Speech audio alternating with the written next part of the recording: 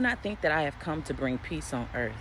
I have not come to bring peace, but a sword, a division between belief and unbelief. I've come to set a man against his father, a daughter against her mother, and a daughter-in-law against her mother-in-law. A man's enemies will be the members of his own household when one believes and another does not. Well, I know this word, we're going to help some people today. Deliverance is in the atmosphere.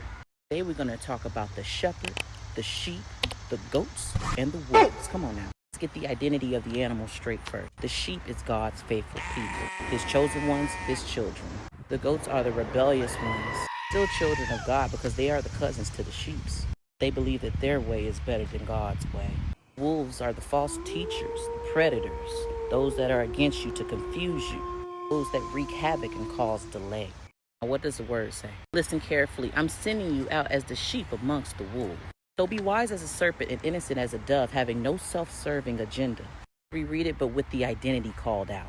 Listen carefully, chosen one. I'm sending you out to be amongst the liars, the thieves, the cheaters, the jealous ones, all of that. Be wise and see the game for what it is. Keep your peace and don't get your hands dirty. I believe this is a foundational scripture that needs to be taught in church. It's the scripture that sets you apart from the world, because this is the establishment of the baseline of how God is going to work miracles within your life. You can understand that the chaos was here before you even got here. Childhood trauma that you went through, that you experienced, that you're struggling to let go. It'll be a lot easier to surrender to God after you hear this. It's like the unfaithful and the unbelievers are tested. The believers are tested as well, but the believers live a lifelong test. Having to remain in certain conditions where others would shut down in, you're still opening. You can still love even though you had your heart broke. Still try that business venture again even though the first one failed. Ain't nobody tell you about the existence of God because you've had the encounters yourself. You're going on your journey and you're constantly attacked from different angles. Just keep in mind those attacks are not all for you.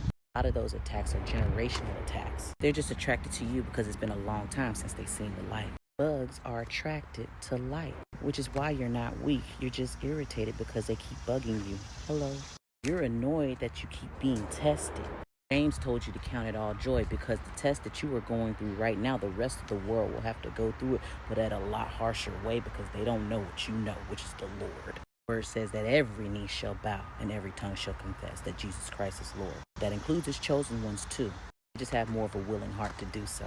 Matthew 25:32-33 tells us, the nations will be gathered before him for judgment.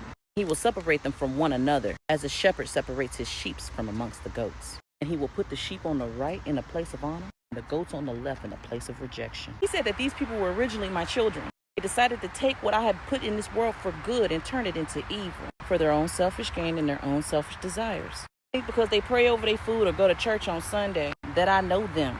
All they know is one-way relationships and transactions, and he ain't involved in either. The people that typically have a problem in releasing control find themselves caught up in being a perfectionist, the builders. See, God's chosen ones do not come to bring any type of peace to nobody. They come to bring havoc, chaos, and strife. They are the chaos to the system that no one wants to talk about because no one wants to be the human sacrifice. Chosen ones don't mind being the human sacrifice because they understand where they stored up all their treasures to begin with. Here's a hard truth. The reason the molestation happened to you and not anybody else in the family, or it did happen to other people in the family, they just suppressed it and chose not to talk about it because the rest of the family members told them not to. You had to maintain that thought but had to still operate in love, and you didn't understand why it felt like you was living in Stockholm Syndrome. The Lord needed you there so that you can be a mirror reflection to the sin that the others have put upon you. Come on. Because in truth be told, honestly, it was done to them. And no one came to help or save them, at least they thought. Then you come along and the same thing happens to you. They lost hope and got discouraged. But you kept your eyes stayed on Jesus because Colossians 3:2 told you that. And when the season of God's judgment comes, what does that look like? Where the Spirit of the Lord fills your vessel up. This is the point where he tells the chosen ones to keep their mouth closed and say no because judgment has already been called. The way that the goats and the wolves will see this as an interpretation is a reflection of Jesus. Did you feed me when I was hungry? Did you put clothes on my back when I was naked? Did you put a shelter over my head when I was homeless? The gift behind your walk is the fact that you went through so much in the world and you don't look like what you've been through. You're still struggling with some things, addictions, bad habits. All that means is that you're just one encounter away from being able to drop it all and set your affections on things above. Let's address the goats. These are the people that took the hurt, didn't do the homework and healing.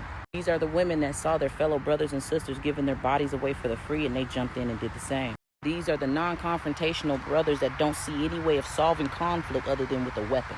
These are people that do not know how to deal with the emotional extremes. They either cast it off on somebody that is the emotional caretaker in the family, or they suppress it within themselves and bring it back up, use it to fuel their hate. The place where the heroes descend to cowards. Heroes being those God had called to do a good thing in this world. All they had to do was just keep the fight going. They got stuck along the way. Decided to use things that were done to them. These are people that refuse to put the time in and choose to have constant misunderstandings. Also told you there are wolves among you that are wearing sheep's clothing. That means that there are people out there that look like you, act like you, talk like you, know what you know, and everything, all essence. Yet their heart isn't towards God. If you're in a place of comfort, God's not in that. I'm not talking about comfort in the way of material possessions. I'm talking about comfort where you feel like you ain't got to do no more work because you done did all the work.